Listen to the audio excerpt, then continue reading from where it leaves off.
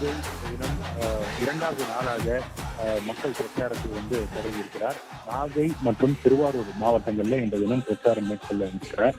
தற்போது முதல் பாயிண்ட் நாகை மாவட்டத்தில் இருக்கக்கூடிய புத்தூர் ரவுண்டானா அருகில் அவர் பேர் இருக்கக்கூடிய சூழ்நிலையில பிரச்சார பேருந்தில் தற்போது இந்த பிரச்சார பாயிண்டை நோக்கி தற்போது அவர் சென்று கொண்டிருக்கக்கூடிய இந்த காட்சிகளை தான் பார்த்து வருகிறோம்.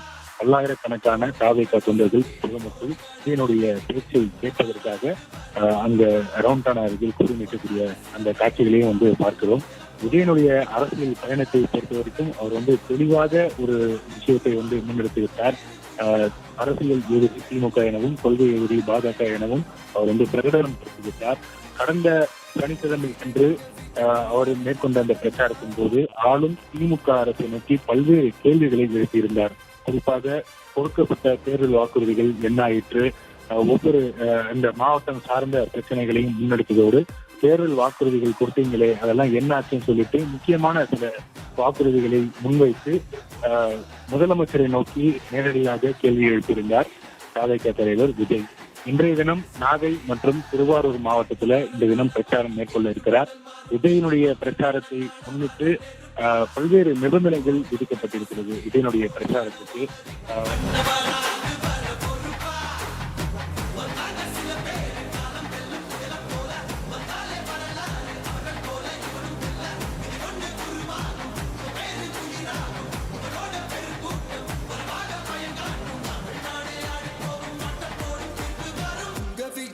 விஜய் உயிர் என்ன வரனா விஜய் எளியவன் குரல் தான் விஜய் தனியார் இல்ல கடல் விஜய் எளியவன் குரல் தான் விஜய் தனியார் இல்ல கடல் மக்கள் தானே மன்னர்களை உனக்கு காட்ட வரனா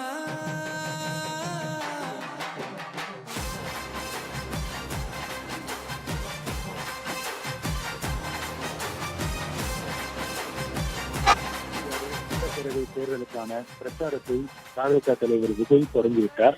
கடந்த சனிக்கிழமையன்று பெரம்பலூர், அரியலூர், திருச்சியில பிரச்சாரம் மேற்கொண்ட திரு விஜய் இந்த தினம் நாகை மற்றும் திருவாரூர் மாவட்டத்துல இந்த தினம் தன்னுடைய பிரச்சாரத்தை மேற்கொள்வதாக பயணம் செய்திருக்கிறார். இன்னும் சற்று நேரத்தில் நாகையில மக்கள் பிரச்சாரத்தை விஜய் தொடங்கி இருக்கிறார். விஜய் என்ன பேசப் போகிறார் என்பதை ஆவலோடு எதிர்பார்த்து பல்லாயிரக்கணக்கான தாவேகா தொண்டர்கள் தற்போது நாகையில கூடி நிற்கக்கூடிய அந்த காட்சிகளை பார்த்து வருகிறோம். திருவாரூரில் இருந்து பிரச்சார பேருந்தில் பயணம் செய்து வரக்கூடிய விஜய்க்கு ஆங்காங்கே தாவேகா தொண்டர்கள் வழிநடைகளும் விஜய்க்கு வரவேற்பு அளித்து வராங்க. அந்த சாலையில செல்லக்கூடிய மற்றொரு புறத்துல செல்லக்கூடிய வாகனங்களை செல்லக்கூடியவர்களும் விஜய் நோக்கி கையெழுத்து வண்ணம் இருக்கக்கூடிய காட்சிகளை பார்க்கிறோம். தொண்டர்கள் கூடியிருக்கக்கூடிய இடத்துல பெண்கள் உற்சாகமாக நடனமாடி விஜய்க்காக காத்து கொண்டிருக்கக்கூடிய அந்த காட்சிகளை பார்க்கிறோம்.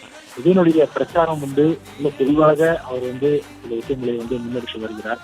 கடந்த 2 மாநாடுகள், மதுரை மற்றும் விக்கிரவாண்டி மாநாடுகளின் போது அவர் பேசிய அவருடைய பேச்சுகளின் போது நேரடியாக ஆளும் திமுக அரசை அவர் சுட்டிக்காட்டி பல விவகாரங்களை சுட்டிக்காட்டி நேரடியாக ஆளும் அரசை விமர்சித்து வருகிறார். குறிப்பாக முதலமைச்சரை நோக்கி பல்வேறு கேள்விகளை முன்வைத்து வருகிறார். சமீபத்தில் நடைபெற்ற அந்த மதுரை மாநாட்டின் போது முதலமைச்சர் ஸ்டாலினை நேரடியாக நோக்கி பல கேள்விகளை முன்வைத்தார். திமுக கொடுத்த தேர்தல் வாக்குறுதிகள் என்ன ஆனது என்று பல்வேறு முக்கியமான வாக்குறுதிகளை சுட்டிக்காட்டி முதலமைச்சர் ஸ்டாலினை நோக்கி கேள்வி எழுப்பியிருந்தது குறிப்பிடத்தக்கது.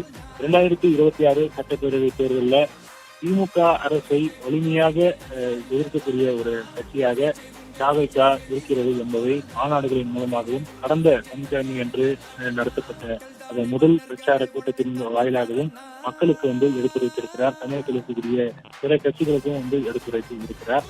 கடந்த சனிக்கிழமை அன்று நடத்தப்பட்ட இந்த பிரச்சார கூட்டத்தின் போது கூட அரியலூர்ல பல்வேறு தேர்தல் வாக்குறுதிகளை முன்வைத்து இந்த வாக்குறுதிகள் எல்லாம் கொடுத்தீர்களே என்ன ஆனது என்று முதலமைச்சரை நோக்கி வலிமையாக சில கேள்விகளை முன்வைத்திருந்தார்.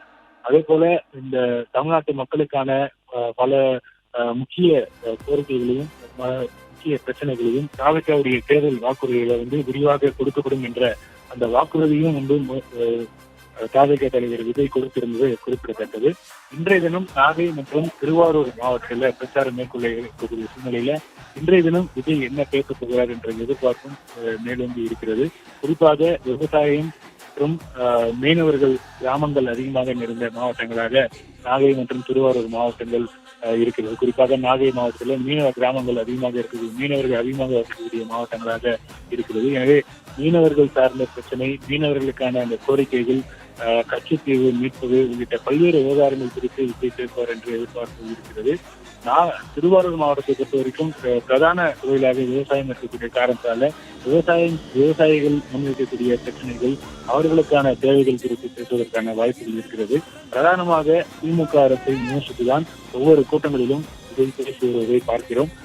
அந்த அடிப்படையில இன்றைய தினமும் விஜய் இன்றைய பிரச்சாரத்தின் போது கூட விஜய் திமுக அரசு விமர்சிக்கக்கூடிய வகையில பல்வேறு விஷயங்களை சுட்டிக்காட்டி பேசுவார் என்று எதிர்பார்ப்பு இருக்கிறது.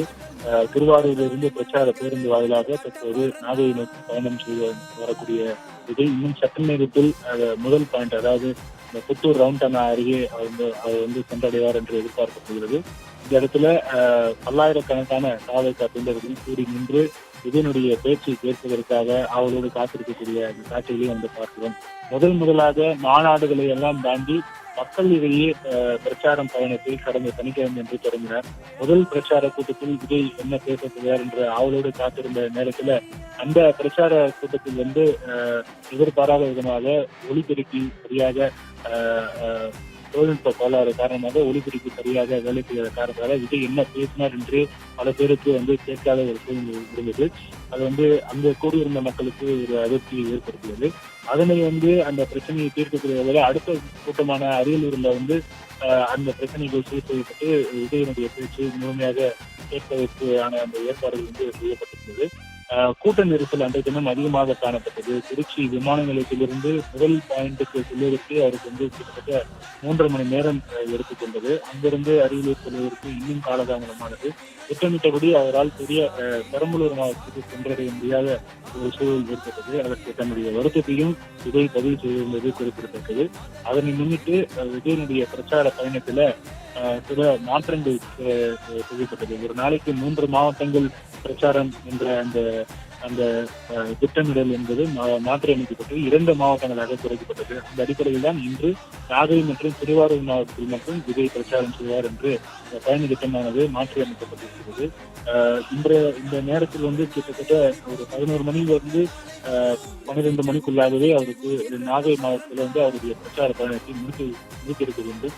ஏற்கனவே காவல்துறை அளித்த அந்த அனுமதியை பொறுத்து அவர் 12 மணிக்குள்ளாகவே அந்த அவருடைய பேச்சை முடித்திருக்க வேண்டும் நாகை மாவட்டத்துல. ஆனால் இன்னும் அவர் அந்த நாகை மாவட்டத்துக்கு அவர் பிரச்சாரம் மேற்கொள்ளக்கூடிய இடத்துக்கே இன்னும் சென்றடைய முடியாத ஒரு சூழ்நிலையில் தான் இருக்கிறது. ஆங்காங்கே வழிநெடுகளும் பொதுமக்களும் தாவேகா தொண்டர்களும் கூடி நின்று விஜய்க்கு வரவேற்பு அளித்து வரக்கூடிய காட்சிகளை நம்ம காட்சிகள் பார்க்கிறோம். இதனால குறித்த நேரத்துக்கு நாகைக்கு சென்றட முடியாத ஒரு சூழல் இருக்கிறது. ஆயிரக்கணக்கான தொண்டர்கள் தற்போது நாகை அண்ணா ரவுண்டானா அருகே தற்போது காத்திருக்கக்கூடிய காட்சிகளை பார்க்கிறோம். 35 நிமிடங்கள் தான் விஜய் பேசுவதற்கு காவல்துறை சார்பில் அனுமதி வழங்கப்பட்டிருக்கிறது. அதனோடு சேர்த்து பல நிபந்தனைகளும் விதிக்கப்பட்டிருக்கிறது. கடந்த சனிக்கிழமை நடைபெற்ற இந்த பிரச்சார கூட்டத்தின் போது பொது சொத்துக்கள் சேதப்படுத்தப்பட்டதாக குற்றச்சாட்டு. அதே போல கூட்ட நெரிசல் அதிகமாக இருந்தது. காவல்துறை குறித்த அந்த நிபந்தனைகளை முறையாக பின்பற்றவில்லை என்ற பல்வேறு விமர்சனங்கள் முன்வைக்கப்பட்டது. அதற்கெல்லாம் சேர்த்து இன்றைய தினம் திருவாரூர் மற்றும் நாகை மாவட்ட பிரச்சாரத்தின் போது கூட காவல்துறை சார்பில் அனுமதி வழங்கப்பட்டிருந்தாலும் சில நிபந்தனைகளோடு தான் அந்த அனுமதியானது வழங்கப்பட்டிருந்தது. குறித்த நேரத்தில் பேசி முடிக்க வேண்டும். அதே போல வழியில் வேற எந்த நிகழ்ச்சிகளுக்கும் ஏற்பாடு செய்யக்கூடாது. அதே போல பொது சொத்துக்கள் ஏதாவது சேதம் ஏற்படுத்தப்பட்டால் அதற்கு காவல்துறையினர் தான் முழுமையாக பொறுப்பேற்க வேண்டும் என்ற பல்வேறு நிபந்தனைகள் விதிக்கப்பட்டிருந்தது. 35 நிமிடங்கள் இந்த நேரத்திலிருந்து இந்த நேரம் வரைக்கும் தான் பேச வேண்டும் அந்த நிபந்தனையும் விதிக்கப்பட்டிருந்தது. இந்த நிபந்தனைகள்லாம் ஒரு பக்கம் இருந்தாலும் விஜய் அதையெல்லாம் அந்த நிபந்தனைகளுக்கு உட்பட்டுதான் நடக்கிறதா என்று பார்த்தால் இல்லை என்றுதான் நாம் சொல்ல வேண்டும். பல கிலோமீட்டர் தூரத்துக்கு வந்து வாகனங்கள் வந்து பின்தொடர்ந்து வரக்கூடிய அந்த காட்சிகளை வந்து பார்க்கிறோம். விஜயனுடைய பிரச்சார பேருந்துக்கு முன்னும் பின்னும் பல வாகனங்கள் பின்தொடர்ந்து வரக்கூடிய காட்சிகளையும் வந்து பார்க்கிறோம்.